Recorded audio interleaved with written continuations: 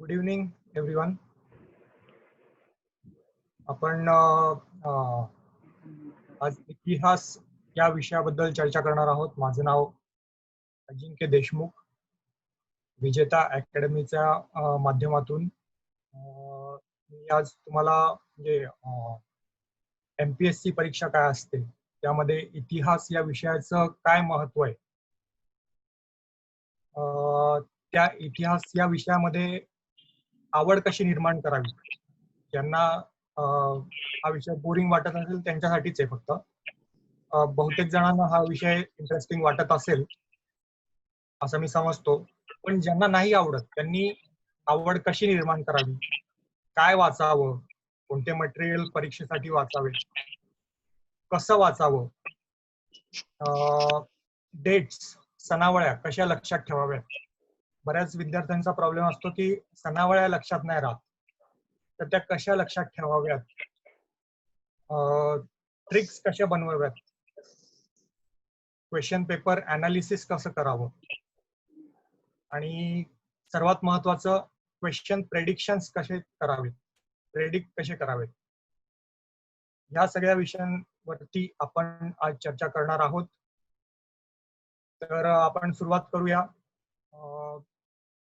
आत्ताच मगाशी एक दुःखद बातमी न्यूज मध्ये ऐकायला आली की सुशांत सिंग राजपूत यांचा म्हणजे राहत्या घरी त्यांनी आत्महत्या केली. खूप चांगले वर्सटाईल ऍक्टर होते, हुन्नरी कलाकार होते. त्यांना श्रद्धांजली वाहूया आपण आणि आपण सुरू करूया.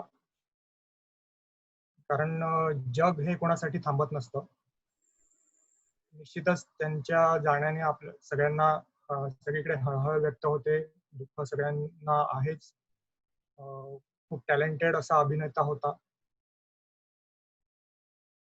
पण आपण म्हणजे जे MPSC देणारी परीक्षा देणारे जे विद्यार्थी आहेत, त्यांनी स्थितप्रज्ञ राहणं खूप महत्वाचं आहे. म्हणजे स्थितप्रज्ञ म्हणजे काय की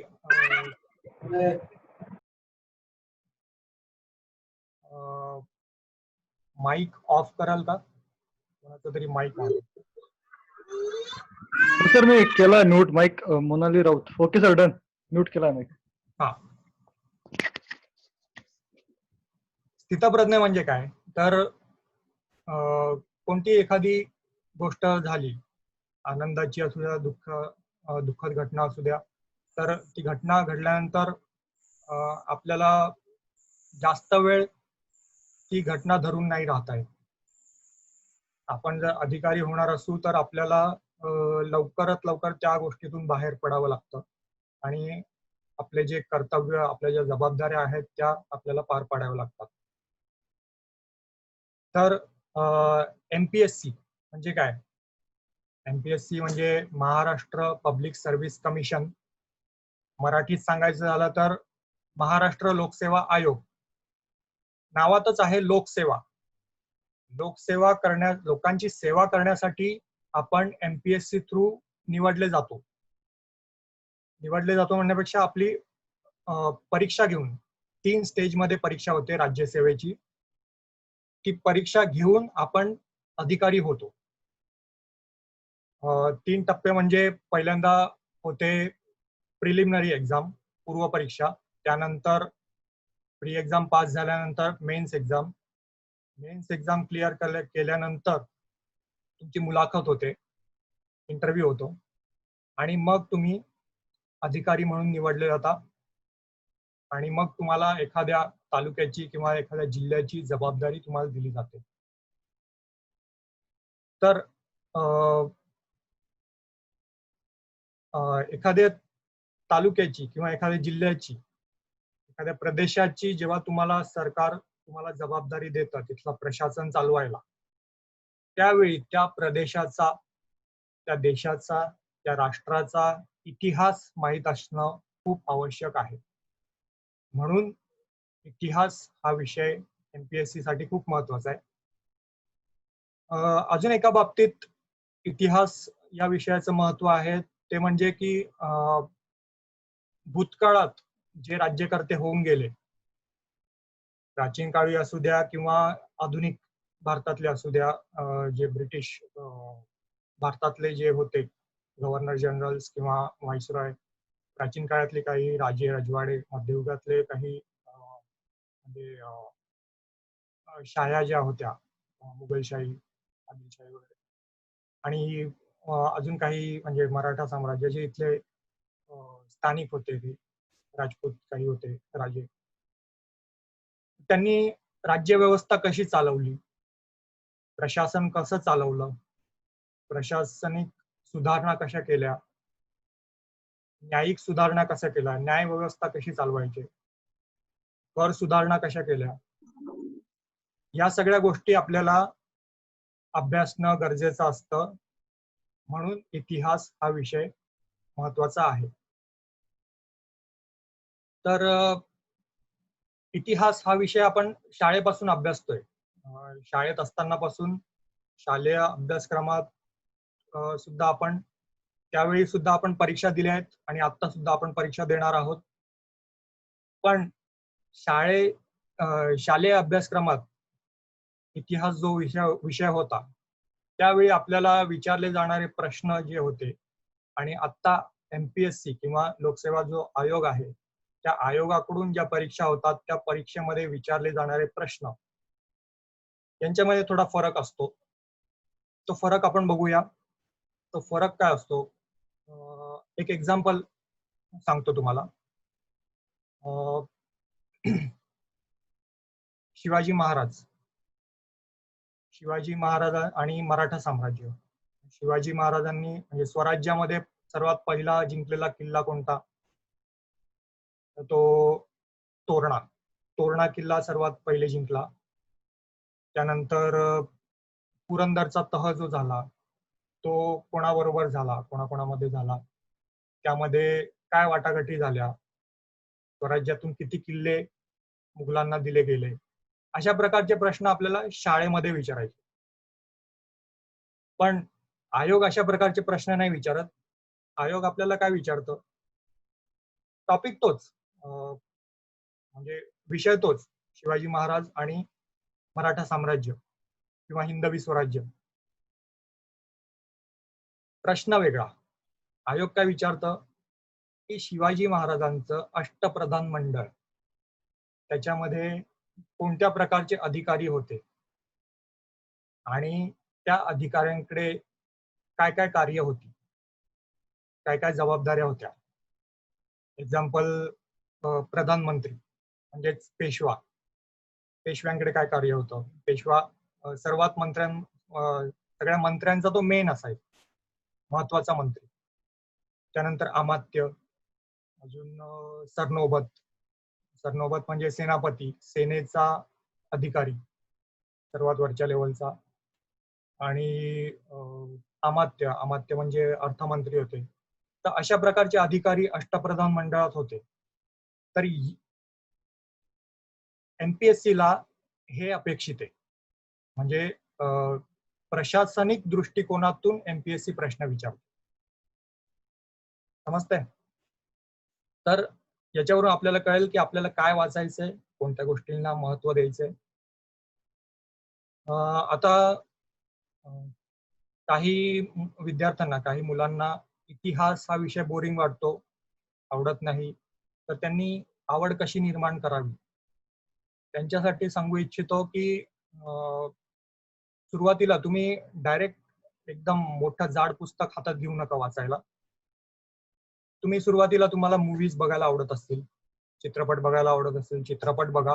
चित्रपटात म्हणजे खूप चांगले चांगले चित्रपट येऊन गेलेत, ऐतिहासिक चरित्र आहेत त्यांच्यावरती. म्हणजे आपल्याकडे खूप प्रगल्भ आपल्याला हिस्टॉरिकल बॅकग्राऊंड आहे. आपण तेवढे लकी आहोत. भारत देशाला खूप चांगला ऐतिहासिक बॅकग्राऊंड आहे. खूप चांगले राज्यकर्ते भारतात होऊन गेले. त्यामुळे त्याच्यावरती फिल्म, मूव्हीज पण बनलेल्या आहेत, त्या तुम्ही बघू शकता. सिरीज काही आहेत, युट्यूबवर अवेलेबल आहेत, त्या सिरीज तुम्ही बघू शकता. प्राचीन काळात सांगायचं झालं तर चंद्रगुप्त मौर्य किंवा कौटिल्य, सम्राट अशोक यांच्यावरती काही सिरियल्स आहेत, परत पिक्चर सुद्धा आहेत बनलेले. आधुनिक काळात सांगायचं झालं तर आधुनिक महात्मा गांधींवरती पिक्चर आहेत, लोकमान्य टिळकांवरती पिक्चर आहे, सुभाषचंद्र बोसांवरती पिक्चर आहे, वीर दामोदर सावरकर यांच्यावरती पण चित्रपट बनवलेले आहेत. ते पिक्चर तुम्ही बघा. रिसेंटली येऊन गेला पानिपत बघा, तानाजी आला होता, तानाजी बघा. पिक्चर बघितल्यानंतर ज्या तुमच्या मित्रांना इतिहासाबद्दल आवड आहे त्यांच्याबद्दल त्यांच्याशी चर्चा करा, त्या टॉपिक वरती त्यांच्याशी चर्चा करा. आणि म्हणजे अशा माध्यमांतून तुम्ही आवड निर्माण करू शकता. ज्या लोकांना वाचनाची आवड आहे त्यांनी ऐतिहासिक चरित्र वाचावेत. खूप छान छान पुस्तकं आहेत, बरेच म्हणजे ग्रंथसंपदा खूप प्रगल्भ अवेलेबल आहे. त्या माध्यमातून तुम्ही आवड निर्माण करू शकता आणि मग त्याच्यानंतर मग आपल्या MPSC मध्ये हात घाला. टप्प्याटप्प्याने जातो. तर MPSC मध्ये मग तुम्ही काय वाचणार? MPSC मध्ये आल्यावर जे परीक्षेच्या दृष्टिकोनाने तुम्हाला सर्वात आधी तर शालेय पुस्तकं वाचा. MPSC परीक्षेसाठी मी सांगेन की आठवीचं स्टेट बोर्डाचं, महाराष्ट्र स्टेट बोर्डाचं आधुनिक भारताचा इतिहास हे पुस्तक पहिल्यांदा वाचा. ते वाचून झाल्यानंतर 11वीचे पुस्तक घ्या. 11वीचे 2 पुस्तक आहेत, म्हणजे एक जुना सिलेबसचा आहे आणि मागच्या वर्षी सिलेबस चेंज झाला, एक नवीन सिलेबसचा आहे. मागच्या वर्षी म्हणजे जो जुना सिलेबसचा जे आहे ते महाराष्ट्राचा इतिहास आहे पूर्ण. त्यामध्ये महाराष्ट्राचा पूर्ण इतिहास दिलाय, प्राचीन, मध्ययुगीन आणि आधुनिक.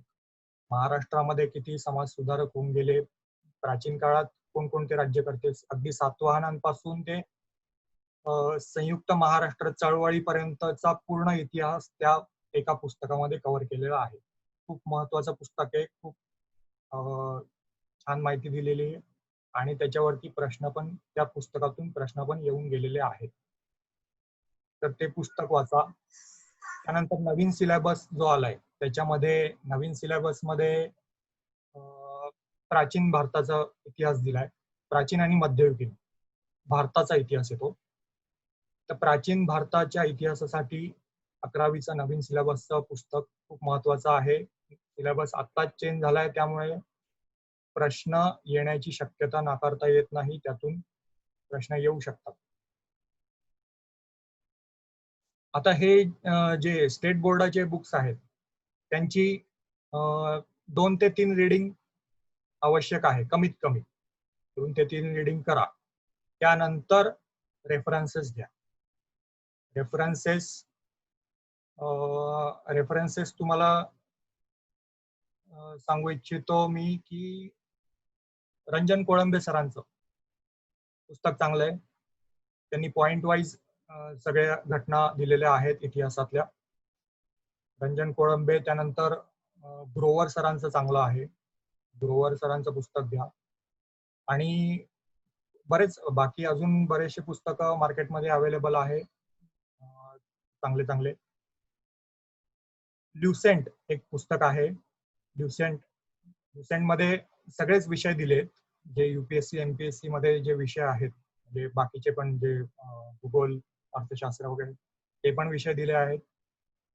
इतिहास पण त्याच्यामध्ये दिलाय. इतिहासातला म्हणजे फॅक्च्युअल डाटासाठी ते पुस्तक चांगलं आहे. फॅक्च्युअल डेटा त्यामध्ये खूप चांगल्या प्रकारे दिलेला आहे ल्युसेंट मध्ये. पण हे सगळे जेव्हा तुमचे वाचून होतील, म्हणजे स्टेट बोर्डापासून ते जे रेफरन्सेस सांगितले त्याच्यानंतर मग ल्युसेंट तुम्ही वाचा डिव्हिजन साठी, कारण त्याच्यामध्ये फॅक्च्युअल डेटा आहे. तुम्हाला तो क्रम तुम्हाला त्या पुस्तकातून लक्षात येतो. म्हणजे प्राचीन काळापासून क्रोनॉलॉजिकल जी ऑर्डर आहे त्या ऑर्डरनुसार त्याच्यामध्ये सगळं दिलेलं आहे. प्राचीन काळापासून अगदी मध्ययुग आणि आधुनिक भारताच्या स्वातंत्र्यापर्यंत क्रोनॉलॉजिकल ऑर्डरने त्याच्यामध्ये इतिहास दिलेला आहे. त्यानंतर आता हे पुस्तक मी सांगितले, पण हे वाचायचे कसे? तर हे पण स्टेप बाय स्टेप तुम्ही जायचं. सर्वात पहिल्यांदा तर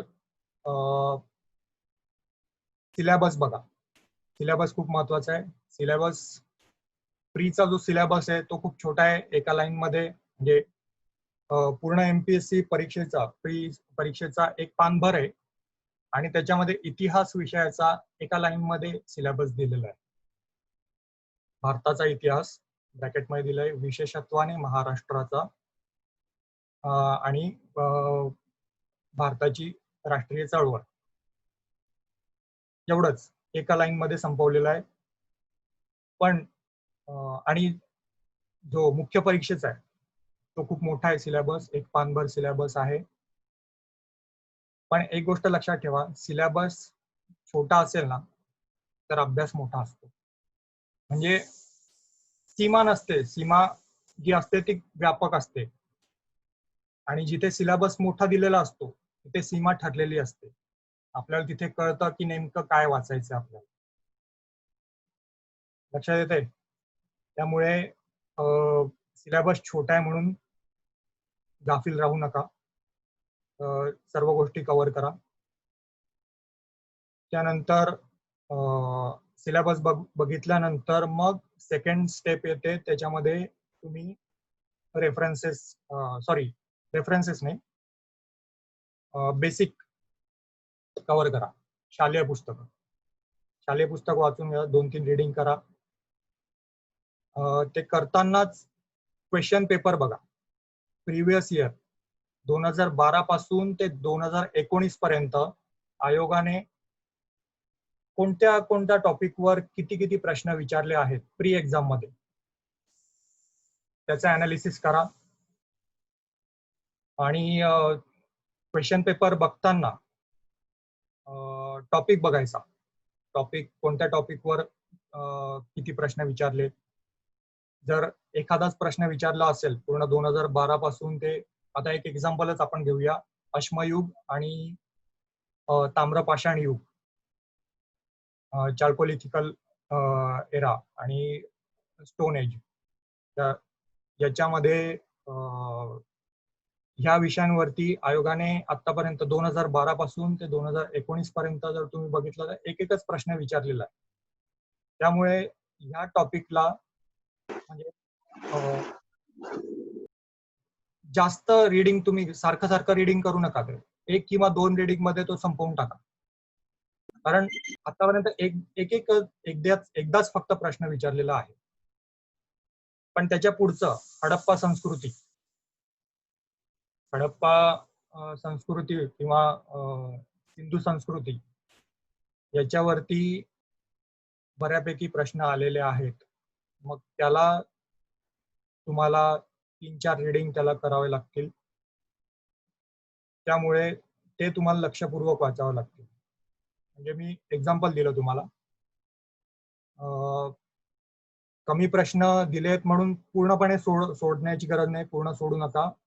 1-2 रीडिंग करा, पण जास्त महत्व देऊ नका. जास्त महत्व त्या टॉपिकला द्या ज्या टॉपिक वरती खूप वेळा प्रश्न रिपीट झालेले आहेत. समजतंय? त्याच्यानंतर आता सेकंड स्टेप झाल्यानंतर मग रेफरन्सेस हातात घ्या. रेफरन्सेस मी सांगितले त्याप्रमाणे कोळंबे सर किंवा ग्रोवर सर कोणतेही तुम्ही घेऊ शकता. अजून काही चांगले अवेलेबल असतील तर ते घ्या. महाराष्ट्राच्या इतिहासावरती पण काही पुस्तकं अवेलेबल आहेत जे की तुम्हाला मेन्स एक्झाम मध्ये उपयोगी पडतील. तेही तुम्ही घेऊ शकता, पण ते मेन्स साठी आहेत. प्री साठी कोळंबे सरांचं आणि ग्रोवर सरांचं पुस्तक चांगलं आहे. त्यानंतर हे वाचन जेव्हा तुम्ही करत असतात, वाचन करताना नोट्स काढा. तर नोट्स कशा काढायच्या? नोट्स काढताना मायक्रो नोट्स काढायच्या. म्हणजे मर्यादित शब्दांमध्ये नोट्स काढा. पूर्ण वाक्य लिहायची गरज नाही. नोट्स आपल्याला कुठे पब्लिश करायच्या नाहीयेत किंवा कोणाला दाखवायच्या नाहीयेत. नोट्स आपण आपल्यासाठी काढतो. मग आपल्याला समजेल एवढ्या शब्दामध्ये नोट्स लिहायची. येते लक्षात? त्यामुळे नोट्स काढताना आपला वेळ पण वाचतो आणि अभ्यास पण होतो. आणि नोट्स काढणं यासाठी महत्वाचं आहे. काही विद्यार्थी म्हणतील की नुसतं वाचून पण अभ्यास होतो, फक्त नोट्स काढायची काही गरज नाही, पण तसं नाहीये. नुसतं तुम्ही जेव्हा वाचत असताना काय होतं, कधी कधी आपण आपलं जे सबकॉन्शियस माइंड आहे ते वाचत राहतं, क्रिया ती चालू राहते, पण आपलं कॉन्शियस माइंड जे असतं ते काहीतरी दुसऱ्या एखाद्या विषयात गुंतलेलं असतं किंवा दुसरे विचार डोक्यात चालू असतात. त्यामुळे जे आपल्याला असं वाटतं की एवढे पानं आपण आज वाचले, पण डोक्यात किती घुसलं ते महत्वाचं आहे. त्यामुळे तुम्ही नोट्स काढा. नोट्स काढताना काय करायचं, मायक्रो नोट्स काढायच्या. नोट्स काढताना तुम्ही नोट्स जेव्हा काढता तेव्हा तुम्ही लक्षपूर्वक वाचता, कारण तिथे तुमचं कॉन्शियस माइंड आहे ते ऍक्टिव्ह राहतं. की आपल्याला आता लक्षपूर्वक तुम्ही एखादा पॅराग्राफ वाचला की मग तुम्हाला कळतं की आपल्याला लिहायचंय, मग आपल्याला लक्षपूर्वक ते वाचावं लागेल. आणि जेव्हा तुम्ही ते हाताखालून तुमच्या जातं तेव्हा तुमच्या त्या माइंडमध्ये थोडंफार फिट होतं आणि त्या नोट्स मग तुम्हाला पुढच्या अभ्यासासाठी, रिव्हिजनसाठी फायद्याच्या ठरतात. परत मग तुम्ही जेव्हा रिव्हिजन करता, सेकंड रीडिंग किंवा थर्ड रीडिंग पुस्तकाचं करता, तेव्हा पूर्ण पुस्तक तुम्हाला वाचायची गरज नाही पडत. तुमच्या नोट्स पण तुम्हाला इथे मदत करतात. जर खूप कमी काळात तुम्हाला जर अभ्यास, परीक्षेला खूप कमी वेळ राहिलाय, तर पुस्तक वाचायची गरज नाही, मग तेव्हा तुम्ही तुमच्या नोट्स वाचू शकता. इथे लक्षात? आता हा 3 स्टेप झाल्या. या 3 स्टेप नंतर नोट्स वगैरे कशा काढायच्या हे पण तुम्हाला सांगितलं. तर आपले जे विजेताचे लेक्चर सुरू होणार आहेत 16 जून पासून, त्यामध्ये तुम्हाला सगळं मार्गदर्शन केलं जाईल की काय वाचायचं, कसं वाचायचं इन डिटेल, आणि नोट्स कशा काढायच्या, या सगळ्या गोष्टींचं तुम्हाला मार्गदर्शन तिथे होईल लेक्चरमध्ये. तर पुढचा विषय आहे की डेट्स, सणावळ्या कशा लक्षात ठेवायच्या. बऱ्याच विद्यार्थ्यांचा प्रॉब्लेम आहे की त्या डेट्स लक्षात नाही राहत. डेट्स लक्षात ठेवण्यासाठी काय करायचं, एक आयडिया मी सांगतो. काय करा, एक पेपर घ्या लांब, 3 फूट बाय 1 फुटाचा, किंवा 3 A4 पेपर आडवे करून एकमेकांना चिकटवून घ्या. त्या पेपरवरती एक लाईन मारा, मध्यभागी एक लाईन मारा. ती लाईन मारल्यानंतर त्या लाईनच्या सेंटरला एक मार्क करा, तिथे 0 मार्क करा. ही काय झाली, तुमची टाइमलाईन झाली. टाइमलाईन त्या 0च्या राईट साईडला इसवी सन, 0च्या लेफ्ट साईडला इसवी सन पूर्व. आता आपण शाळेत इतिहास अभ्यासलाय तर आपल्याला टाइमलाईन माहिती असेल सगळ्यांना. इसवी सन म्हणजे येशू ख्रिस्ताचा जन्म जेव्हा झाला तो 0 आपण मानतो. त्याच्यापासून पुढे इसवी सन आणि त्याच्या मागे इसवी सन पूर्व म्हणजे BC, बिफोर क्राइस्ट, आणि AD, एनो डॉमिनी. तर ही टाइमलाईन बनवल्यानंतर ब्लँक ठेवायची, भिंतीवर चिकटवून द्यायची. अशा ठिकाणी चिकटवा की जाता येता तुम्ही बघत राहा. आणि तुम्ही जेव्हा वाचत असाल, रेफरन्सेस वाचाल किंवा शालेय पुस्तकात तुम्ही वाचन जेव्हा सुरू कराल, तेव्हा तुम्हाला एखादी गोष्ट, एखादी घटना तुम्हाला महत्वाची वाटली, लगेच जाऊन त्या टाइमलाईनवर ती मार्क करा. टाइमलाईन मध्ये आता 0 मार्क केल्यानंतर मग सेक्शन करा, 1-1, 2-2 सेंटीमीटरचे 100 वर्ष, 200 वर्ष, 300 वर्ष एडी मध्ये आणि बीसी मध्ये असे. म्हणजे बीसी मध्ये साधारण भारताचा इतिहास 3500 बीसी पर्यंत, म्हणजे हडप्पा संस्कृती तिथपर्यंत जाऊ द्या. एडी मध्ये आतापर्यंत म्हणजे साधारण 2000 एडी पर्यंत जाऊ द्या. अशी टाइमलाईन बनवा आणि त्याच्यामध्ये मग ज्या महत्वाच्या घटना आहेत त्या मार्क करत जा. कोणत्या ठिकाणी कोणती घटना घडली. एक्झाम्पल,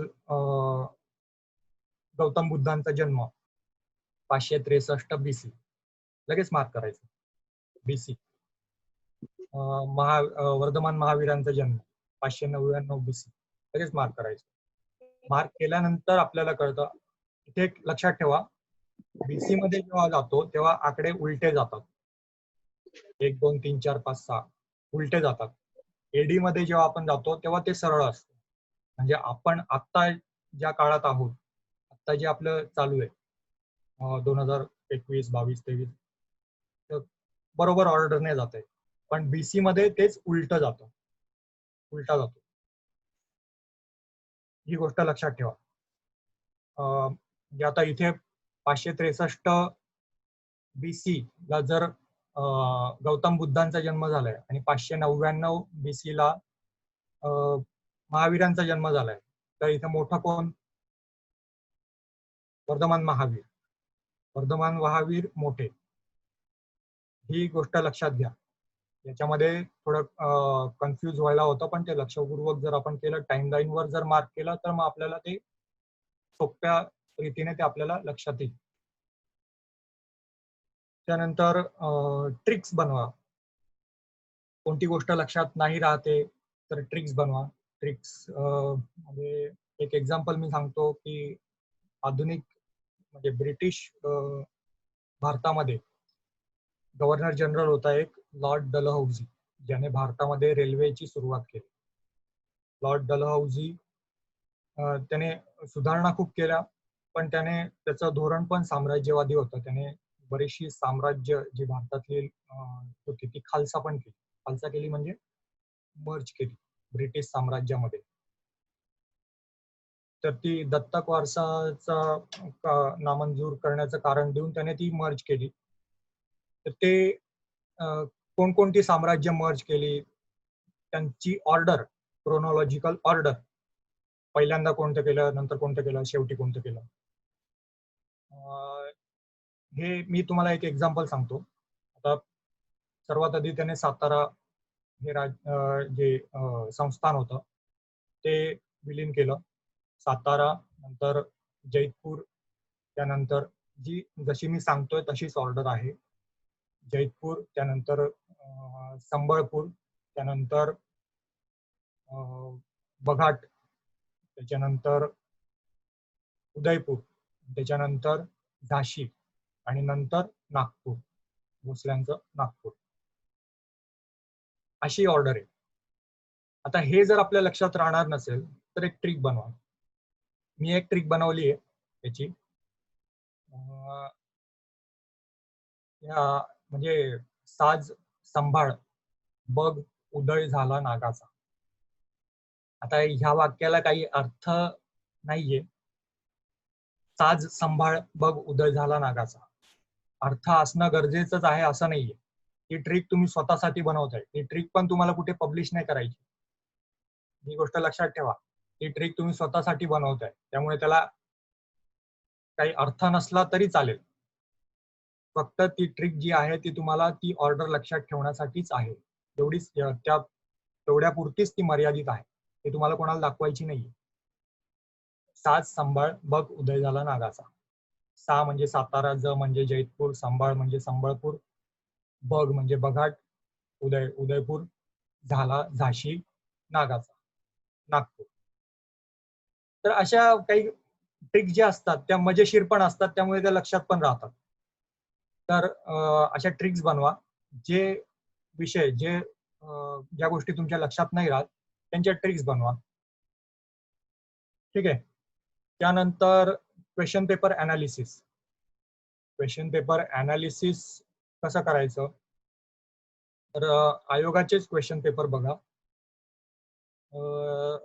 2012 पासून 2012 साली सिलेबस चेंज झाला. 2012 पासून ते आता 2019 पर्यंत 2012 साली जो क्वेश्चन जी परीक्षा झाली होती त्यामध्ये बऱ्यापैकी वन लाईनर क्वेश्चन्स होते. पण त्याच्यानंतर 2013 पासून पुढे पॅटर्न चेंज झाला. थोडासा काठिण्य पातळी जी आहे ती थोडी थोडी वाढत गेली. एमसीक्यू टाईप क्वेश्चन्स विचारायला आयोगाने सुरुवात केली. एमसीक्यू म्हणजे multi choice questions, multiple choice questions. त्याच्यामध्ये एक प्रश्न विचारला जातो आणि त्याच्यामध्ये 4 स्टेटमेंट दिले जातात आणि ते 4 स्टेटमेंट पैकी किती स्टेटमेंट बरोबर आहे याचे पुढे खाली ऑप्शन दिले जातात. तर अशा प्रकारचे प्रश्न विचारायला आयोगाने आता सुरुवात केलेली आहे. त्यामुळे आपल्याला अभ्यास करताना छोट्यातले छोटे विषय सुद्धा म्हणजे एखादा बारीक सारीक विषय सुद्धा आपल्याला सोडून चालणार नाही. लक्षात येते? तर क्वेश्चन पेपर बघताना मगाशी सांगितलं त्याप्रमाणे 2012 पासून ते 2019 पर्यंत कोणत्या टॉपिकवर काय किती वेळा प्रश्न विचारले ते बघा आणि त्या हिशोबाने त्या विषयाला महत्व द्या. विषय म्हणजे इतिहासामधला सब टॉपिक म्हणजे मगाशी सांगितलं त्याप्रमाणे अश्मयुग, आपला ताम्रपाषाण युग, हडप्पा सिंधू संस्कृती, त्यानंतर वैदिक कालखंड. वैदिक कालखंडावरती पण बरेच प्रश्न आलेले आहेत. त्यानंतर बुद्धिझम, जैनिझम यावरती पण प्रश्न आलेले आहेत. मध्ययुग हा असा आहे, मध्ययुगीन इतिहास, ज्याच्यामध्ये आयोगाने म्हणजे प्रश्न कमी विचारलेत मागच्या 2 वर्षात. 2018 आणि 19चा जर तुम्ही क्वेश्चन पेपर बघितला तर तुमच्या लक्षात येईल की एकच प्रश्न विचारला गेलेला आहे. पण 2014चा जर क्वेश्चन पेपर बघितला त्याच्यामध्ये 5 प्रश्न मध्ययुगातले आहेत, मध्ययुगीन इतिहासावर आहेत. त्यामुळे त्या लोकांचं म्हणजे जे तिथे पेपर सेटर जे बसलेले त्यांचं माइंड आपण रीड करू शकत नाही. कधी त्यांना काही प्रश्न टाकतील. त्यामुळे मध्ययुगीन इतिहास पण स्किप करून चालणार नाही. तर ठीक आहे, यावरून आपल्याला लक्षात येतं कोणत्या टॉपिकला किती महत्व द्यायचंय. नंतर क्वेश्चन प्रेडिक्शन्स हे खूप महत्वाचं आहे. लक्षपूर्वक ऐका. प्रेडिक्ट कसे करावेत क्वेश्चन्स. आता येणाऱ्या परीक्षेमध्ये कोणत्या टॉपिकवर किंवा कोणत्या विषयावर इतिहासातल्या कोणत्या सब टॉपिकवर प्रश्न विचारला जाऊ शकतो किंवा कोणत्या एखाद्या घटनेवर प्रश्न विचारला जाऊ शकतो हे कसं आपण ओळखायचं. तर त्यासाठी तुम्हाला परवाच्या व्हिडिओमध्ये सतीश सरांनी सांगितलं होतं करंट अफेअर्स तुम्हाला घ्यावा लागेल. इतिहासासोबतच तुम्हाला करंटचा अभ्यास तिथे जोडावा लागेल. करंट अफेअर्स, चालू घडामोडींमध्ये कोणती घटना घडली. एक्झाम्पल, आता जे अंदमान निकोबार बेटा आहे त्या बेटांमध्ये 3 बेटांचा समूह आहे, रॉस, नील आणि हॅव्लॉक. तर या बेटांचं नाव बदलून शहीद स्वराज आणि नेताजी सुभाषचंद्र बोस असं नामकरण करण्यात आलंय. हा झाला करंटचा मुद्दा. पण आता तिथे त्याच्याशी रिलेटेड काय काय इतिहासातले घटना त्या लगेच आपण बघायच्या. मग तिथे नेताजी सुभाषचंद्र बोस आले. सुभाषचंद्र बोसांचा पूर्ण इतिहास वाचून काढा. अंदमानाशी रिलेटेड अजून काय, तर सेल्युलर जेलमध्ये काय काय घटना घडल्या. तिथे सावरकर होते, सावरकरांचा इतिहास वाचा. तर अशा प्रकारे तुम्हाला अभ्यास करायचा आहे. त्यानंतर अजून एक उदाहरण आपण घेऊ, काश्मीरचा 370 कलम हटवला. काश्मीर एक केंद्रशासित प्रदेश बनवला. तर त्याच्याशी रिलेटेड काय? म्हणजे तुम्हाला वाटेल की हा राज्य व्यवस्थेतला विषय आहे, पॉलिटी मधला विषय आहे, पण तसं नाहीये. त्या घटनेशी आधारित, त्या काश्मीरशी आधारित पण इतिहासामध्ये पण प्रश्न विचारू शकतात. काश्मीरमध्ये बौद्ध जागतिक बौद्ध महासभा झाली होती. ती कोणी भरवली होती? किती साली भरवली होती? कोणत्या राजाने भरवली होती? ती कितवी परिषद होती? या सगळ्या गोष्टी तुम्हाला अभ्यास करावा लागतील.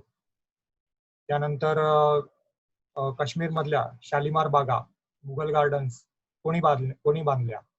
कोणत्या मुघल राजाने बांधल्या? त्यानंतर अगदी अलीकडे भारत जेव्हा स्वातंत्र्य झाला त्यानंतर संस्थानांचं जेव्हा विलिनीकरण होत होतं त्यावेळी राजा कोण होता काश्मीरचा? राजा हरिसिंग. ती जे इन्स्ट्रुमेंट ऑफ ऍक्सेशन वगैरे त्या सगळ्या गोष्टी, या सगळ्या गोष्टींचा अभ्यास तुम्हाला करावा लागेल. म्हणजे करंट मधला एखादा मुद्दा घ्यायचा आणि तो इतिहासाशी लिंक्ड आहे का बघायचा. त्याच्यामध्ये कोणत्या गोष्टी इतिहासाशी लिंक्ड आहेत, मग त्या गोष्टी वाचायच्या. याला म्हणतात स्मार्टली अभ्यास. तुम्ही स्मार्टली अभ्यास करता. तर अशा प्रकारे तुम्हाला अभ्यास करावा लागेल. खूप विद्यार्थी असे आहेत जे वर्षानुवर्ष परीक्षा देतात पण क्लिअर होत नाही. तर ते म्हणजे अभ्यास खूप करतात, असं नाही की अभ्यास करत नाही, अभ्यास खूप करतात, पण मी आत्ताच जो सांगितलं त्याप्रमाणे स्मार्टली आपल्याला अभ्यास करावा लागेल. तेव्हाच आपण ही परीक्षा क्लिअर करू शकतो. आपल्याला अधिकारी व्हायचंय, तर अधिकारी शब्द उच्चारल्यानंतर आपल्या डोळ्यासमोर काय येतं लगेच? तर म्हणजे लाल दिव्याची गाडी, लवाजमा, थाट, तो सगळा अधिकार. अधिकार काही वेगळे अधिकार असे मिळतात असं नाहीये. म्हणजे आपल्या राज्यघटनेने सगळ्यांना मूलभूत अधिकार तर सगळ्यांना सारखेच दिले. अधिकाऱ्यांना जे अधिकार असतात ते प्रशासनिक अधिकार असतात. कुठे कोणत्या सिच्युएशन मध्ये कोणता कलम लावायचा, काय ऍक्शन घ्यायची, हे अधिकार त्यांना असतात. पण अधिकार या शब्दाबरोबर दोन शब्द अदृश्य असतात तिथे. ते म्हणजे जबाबदारी आणि कर्तव्य. जबाबदारी आणि कर्तव्य हे दोन शब्द पण तेवढेच महत्वाचे आहेत. जबाबदारी पण त्याच्यावरती तेवढी असते, त्याला कर्तव्य पण तेवढं बजावावं लागतं.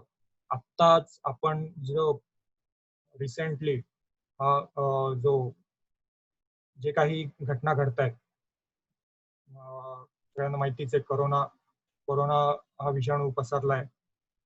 त्यामुळे सगळ्या प्रायव्हेट ऑफिसेसना सुट्ट्या दिल्या, सगळा स्टाफ घरी बसला, सगळे जे जे सरकारी कर्मचारी होते त्यांना सुद्धा ते घरी बसवलं.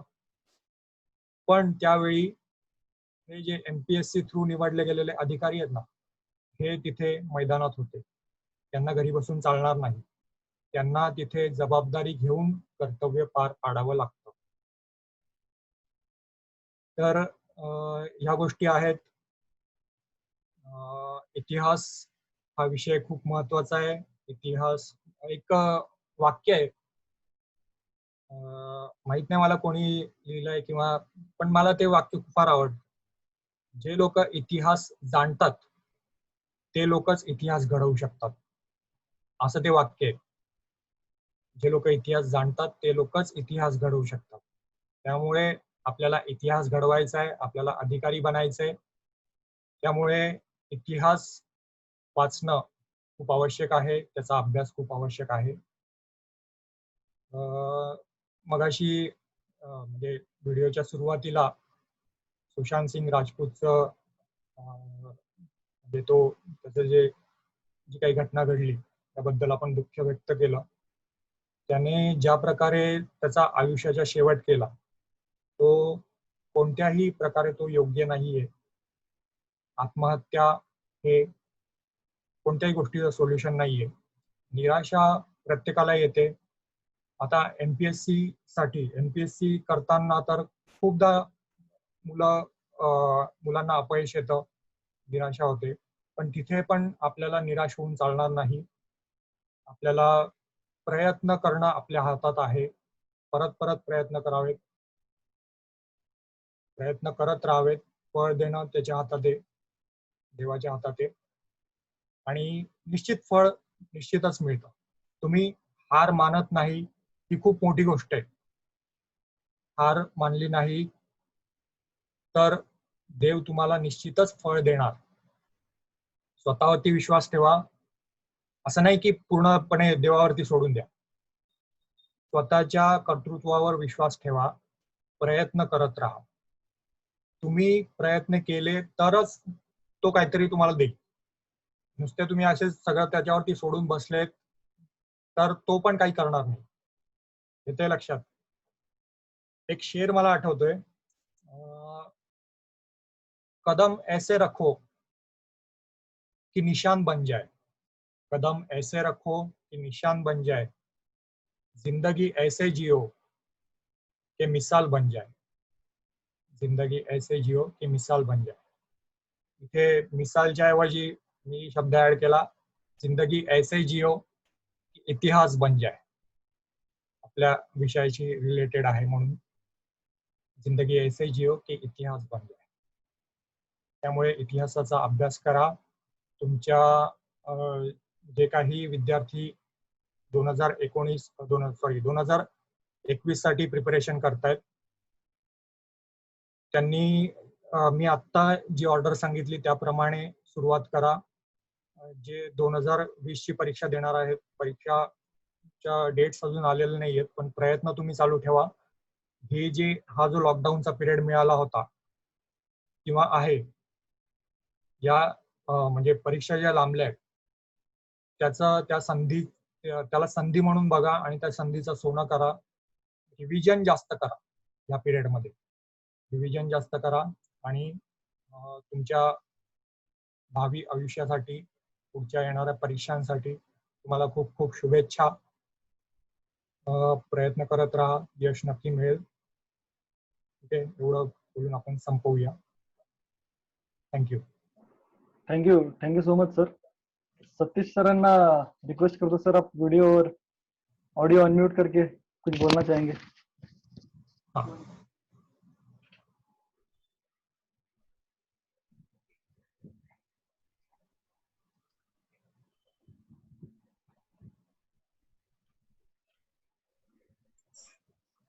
हेलो. हाँ सर, आप वीडियो ऑन कर दीजिए अपना. जी.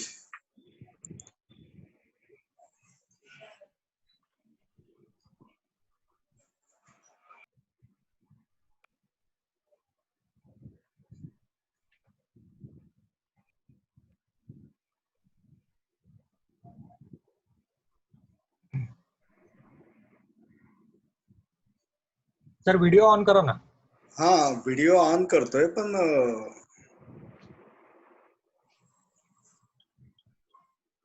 होस्ट कडून डिसेबल झालंय.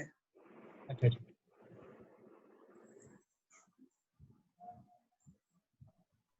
हाँ सर, आप एक्सेप्ट करिए. आलं? ओके.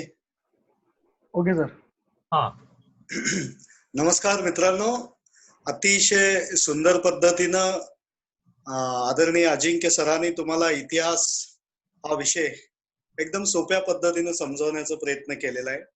बऱ्याच कॅन्डिडेट उमेदवारांना हा विषय आता कळाला असेल, कसं वाचलं पाहिजे, कुठून वाचलं पाहिजे, कोणतं रेफरन्स आपण वाचलं पाहिजे, कोणत्या बेसिक गोष्टी आपण केल्या पाहिजे, प्रश्नाचं प्रेडिक्शन कसं केलं पाहिजे, या बऱ्याच गोष्टी अतिशय विस्तृत स्वरूपात अजिंक्य सरांनी आपल्या समोर मांडलेल्या आहेत.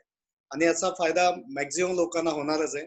अजिंक्य सरांचं जे काही शेवटचं डायलॉग होतं, मिसाल बनो और इतिहास बनेगा, बरोबर ना?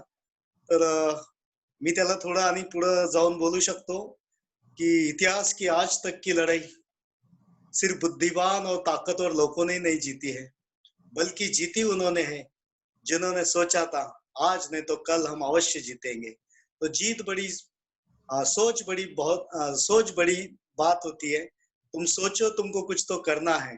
तुम्हाला जोपर्यंत तुम्ही तुमचा विचार मांडत नाही, जोपर्यंत तुम्ही विचारात काही गोष्टी आणत नाही, जोपर्यंत तुमच्या डोक्यात कोणतं विचार घोळत नाही मला काहीतरी इतिहास बनवायचं, काहीतरी मोठं व्हायचं आहे, या आयुष्यात आलं एकदाच, तर या आयुष्यात आपल्याला काहीतरी वेगळं बनवून दाखवायचं आहे आणि आपलं अस्तित्व आपल्याला सिद्ध करायचं आहे. तर मित्रांनो, विचारापासून सर्व गोष्टी होतात. जसं तुमचं विचार तसं तुमचा इतिहास घडणार आहे. तुमचा विचार अतिशय प्रगल्भ असेल तर अतिशय मोठा इतिहास तुम्ही घडू शकता, फार मोठे व्यक्तिमत्व तुम्ही होऊ शकता. अधिकारीच नाही, फार मोठे क्षेत्र, अधिकाऱ्यापेक्षा पण मोठे क्षेत्र आहेत, बरेच काही तुम्ही होऊ शकता. तर कोणताही क्षेत्र असो, तुमच्या त्या क्षेत्रात तुम्हाला बाजी मारायचं असेल, तुमचं अस्तित्व तुम्हाला सिद्ध करायचं असेल, तर तुम्हाला काय केलं पाहिजे? तुमचं विचार अतिशय शुद्ध चांगलं विचार केलं पाहिजे. विचार करा, त्या विचाराला ज्या ज्या गोष्टीची गरज असेल त्या त्या गोष्टी द्यायचा प्रयत्न करा. निश्चित तुम्ही पुढे जाल आणि विजेता व्हाल. तर मित्रांनो, हा जो काही वेबिनार सिरीज चालू आहे आपला एमपीएससीचा, वेबिनार सिरीजचा हा दुसरा सेशन होता इतिहास. काल परवा दिवशी आपण 12 तारखेला भूगोल या विषयावर बोललो होतो.